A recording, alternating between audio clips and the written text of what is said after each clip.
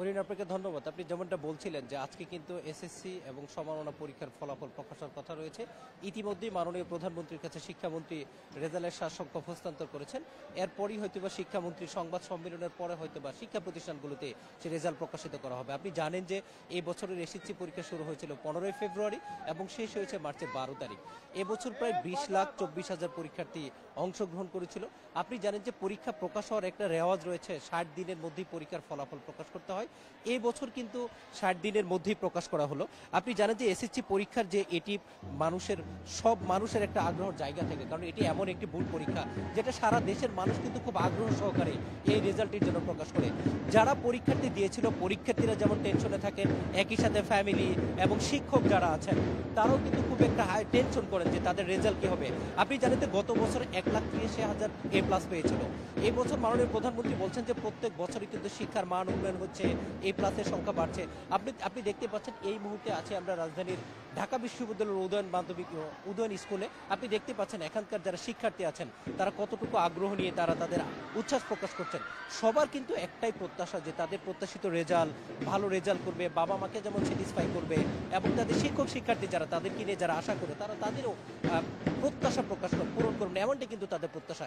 এবং এই যে তাদের জীবনের একটা গুরুত্বপূর্ণ ধাপ শুরু হলো, এরপরে কিন্তু তাদের পরবর্তী ধাপ তারা এইচএসসি অর্থাৎ কলেজে ভর্তি হবে এবং সেখানেও তাদের প্রত্যাশা থাকে যে ভালো একটা কলেজে ভর্তি হয়ে মূলত তারা পরবর্তী উচ্চশিক্ষার জন্য তারা তাদের জীবনের পরবর্তী ধাপগুলো অতিবাহিত করতে পারবে। আপনি দেখতে পাচ্ছেন যে শিক্ষার্থীদের যে উচ্ছ্বাস, এই উচ্ছ্বাস কিন্তু আনন্দের, যে তাদের যে প্রত্যাশা দীর্ঘ সময়ের জন্য তারা প্রত্যাশা করছেন একটা ভালো রেজাল্টের জন্য। এবং সবারই প্রত্যাশা, যারা এবার পরীক্ষা দিয়েছেন তাদের যেমন প্রত্যাশা আছে একটা ভালো রেজাল্টের, সামনের বছর যারা পরীক্ষা দিবেন সেসব শিক্ষার্থীদের কিন্তু একটা ভালো প্রত্যাশা আছে যে সিনিয়ররা যখন ভালো রেজাল্ট করে তারা তাদের পদর্শন অনুসরণ করতে চায় এবং তাদের দেখানো পথ ধরেই কিন্তু তারা সামনের দিকগুলোতে এগিয়ে যেতে চায়। আপনি জানেন যে বাংলাদেশের শিক্ষার মান প্রতি বছর উন্নত হচ্ছে এবং সেই শিক্ষার মান বিবেচনায় কিন্তু বিশ্ববিদ্যালয়ের সংখ্যা বাড়ানো হচ্ছে। তবে আপনাকে একটি তথ্য জানিয়ে রাখি, গত বছরের তুলনায় এই বছর কিন্তু পরীক্ষার্থী কিছুটা কমেছে। গত বছর প্রায় 20,72,000 শিক্ষার্থী পরীক্ষা দিয়েছিল, এই বছর 20,24,000 পরীক্ষার্থী অংশগ্রহণ করেছিল।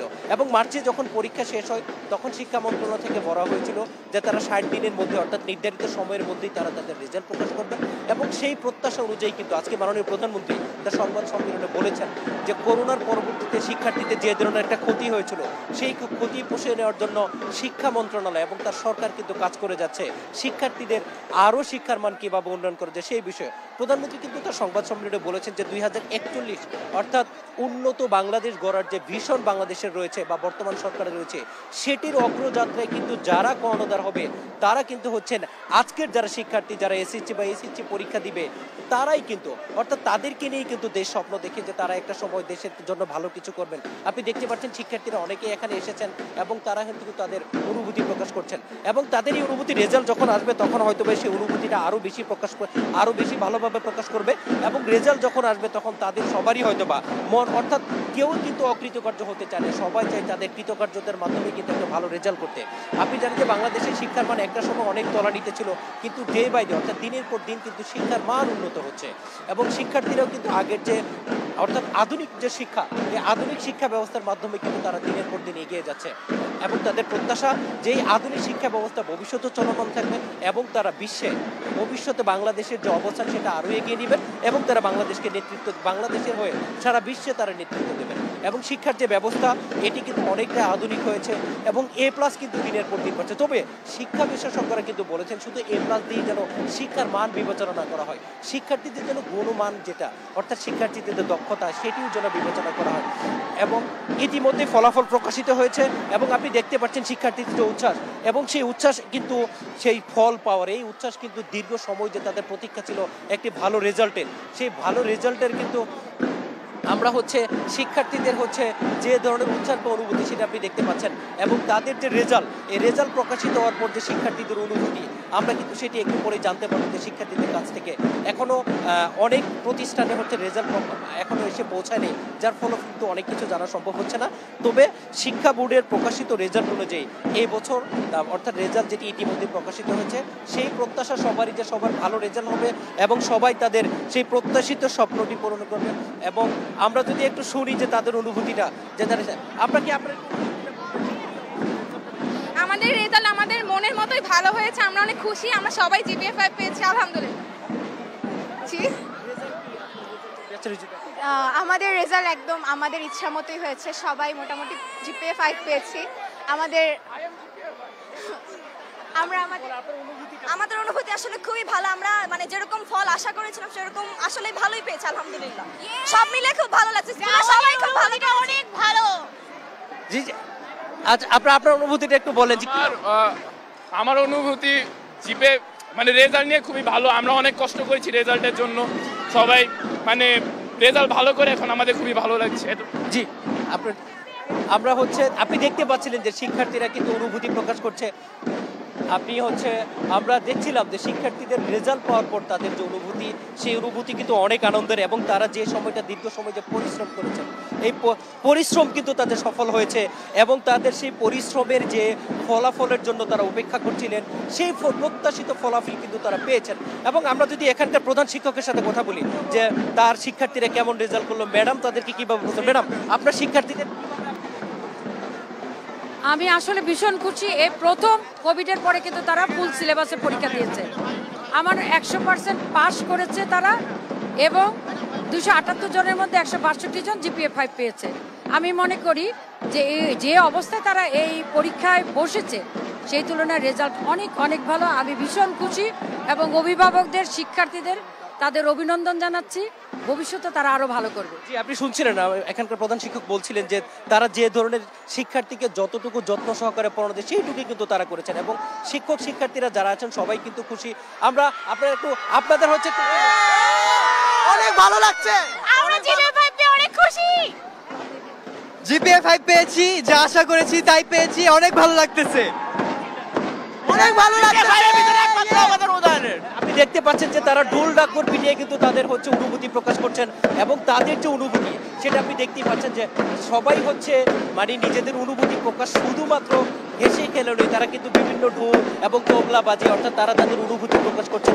এই যে তাদের অনুভূতি, এটা কিন্তু আসলে শুধু তাদের অনুভূতি না, মা বাবা, পরিবার, আত্মীয় স্বজন এবং শিক্ষক শিক্ষার্থী এবং অভিভাবক সহপাঠী যারা ছিলেন, এই আনন্দটা কিন্তু সবার। এবং এই যে আনন্দ, এই আনন্দ আসলে ভাষায় প্রকাশ করার মতো না, কারণ তাদের ভাষায় তারা দীর্ঘদিন এটার জন্য অপেক্ষা করছিলেন।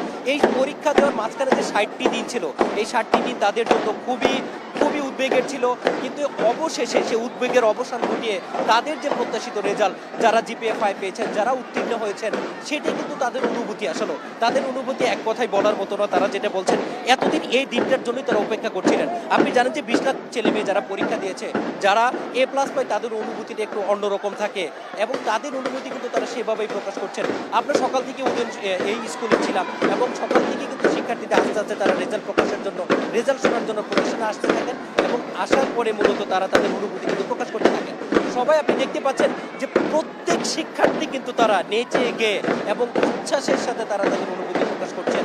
এই যে ভালো লাগা, এই ভালো লাগার জন্য কিন্তু তারা দীর্ঘদিন অপেক্ষা করছিলেন। আমরা সকাল থেকে বিভিন্ন প্রতিষ্ঠানে খোঁজ রাখছিলাম, এবং প্রত্যেক প্রতিষ্ঠানে কিন্তু শিক্ষার্থীরা এসেছেন, এবং তারা তাদের অনুভূতি প্রকাশ করার জন্য তারা তাদের প্রস্তুতি কিন্তু আগেই নিয়ে রেখেছিলেন, কারণ রেজাল্ট হবে এটি অনেক আগে ঘোষণা করা হয়েছিল যে আজকে রেজাল্ট প্রকাশিত হবে, এবং 10টার পরে যখন মাননীয় প্রধানমন্ত্রীর কাছে রেজাল্ট হস্তান্তর করা হয়, তখন কিন্তু শিক্ষার্থীরা স্কুলে আসতে থাকেন, এবং এসে তারা তাদের অনুভূতি প্রকাশ করতে থাকেন, এবং ঢোল ডাকর নিয়ে তারা কিন্তু তাদের অনুভূতি, আস্তে আস্তে শিক্ষার্থীরা যারা আসেন না তারাও আসছেন, এসে তাদের অনুভূতি প্রকাশ করছেন, এবং তাদের অনুভূতির মাধ্যমে কিন্তু তারা শুধু শিক্ষার্থীরা না, শিক্ষকরা এখানে এসছেন, এবং শিক্ষকরা তারা যে তাদের শিক্ষার্থীকে দীর্ঘদিন তারা পড়িয়েছেন, তারাও কিন্তু সেই আনন্দের সাথে নিজেদেরকে উপভোগ করাচ্ছেন, এবং তারাও খুশি যে এই অনুভূতি শুধু শিক্ষার্থীদের সাথে তাদেরও আছে, কারণ এটা শুধু এটা একটা প্রতিষ্ঠান না, এটা তাদের পরিবার।